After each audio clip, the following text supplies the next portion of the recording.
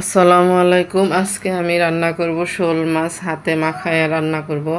এখন শোল মাছটা আমি ফ্রিজে আগেই কেটে ধুয়ে রাখছিলাম, এখন আবার একটু ভালোভাবে ধুয়ে নিচ্ছি। এখন সবজিগুলো মানে সজনা, আলু আর একটা টমেটো দিয়ে আমি এই তরকারিটা রান্না করব। এখন আমি কড়াইতে দিয়ে দিব, দিয়ে আমি হাতে মাখিয়ে রান্না করে নেব। এখন দিয়ে দেবো পেঁয়াজ কুচি আর কাঁচামরিচ দিয়ে, এখানে আবার হলুদের গুঁড়া, মরিচের গুঁড়া, ধনে গুঁড়া, এখন দিয়ে দেবো বাটা মশলা,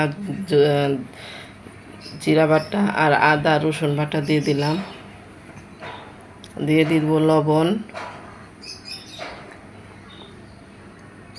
এখন দিয়ে দিব সরিষার তেল দিয়ে ভালোভাবে মাখিয়ে নেব হাত দিয়ে।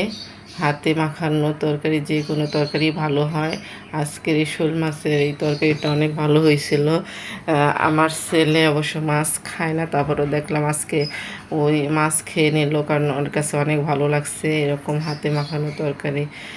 অবশ্যই আমি আজকে প্রথমেই রান্না করলাম, কিসের জন্য যে আমি বড় মাছ হলে আমি একটু কষাই রান্না করি, আর আজকে আমি বলছি হাতে মাখায় রান্না করব, তাই দেখলাম না ভালোই লাগছে, অনেক মজা হয়েছে তরকারিটা। এখন আমি হাত ধুয়ে পানি দিয়ে দিব। আমি পানিটা একসঙ্গে দিয়ে দিব সব, একটু বেশি করে পানি দিব, যে পরে আর পানি দেব না। এখন টমেটোগুলো দিয়ে দিলাম, দিয়ে এখন ঢেকে দিব।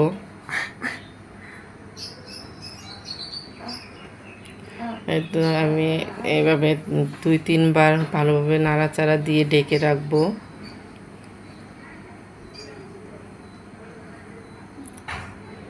তো আমার তরকারিটা হয়ে গেছে, এখন আমি নামিয়ে নেব।